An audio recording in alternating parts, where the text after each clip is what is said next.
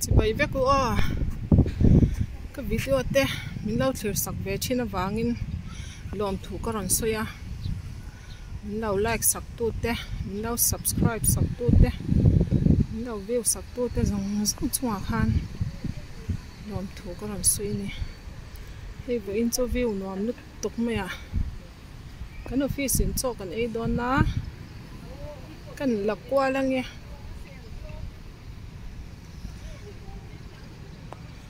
veng nị khúc khốt lại mi khúc mò veng chọn hết ta han chiang veng mòn thế mấy thọ héo mấy so dễ mà bọc té sẽ xong té lăng vách nị sao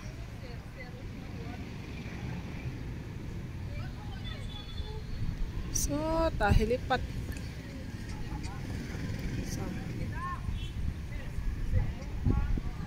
khi ta dur tang langa chuan heti lai hi ram thar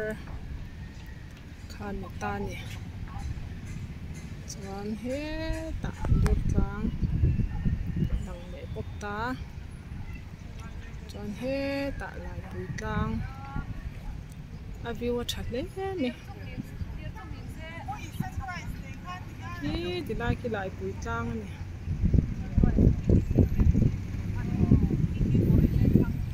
hồi nãy ai là hẳn cả lý do hẳn hồi về dậu tây hi nuam đất tóc cái này thlir tuột thlir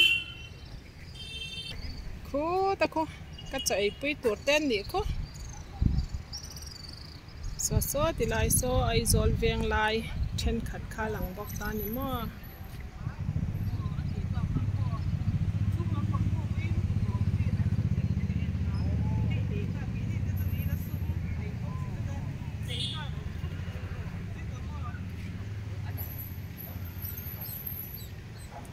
thlir về đâu hay bầu đó cái nuam xem đâu à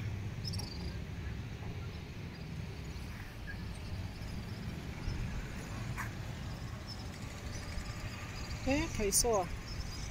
Rajiv Gandhi Stadium te po lang ni so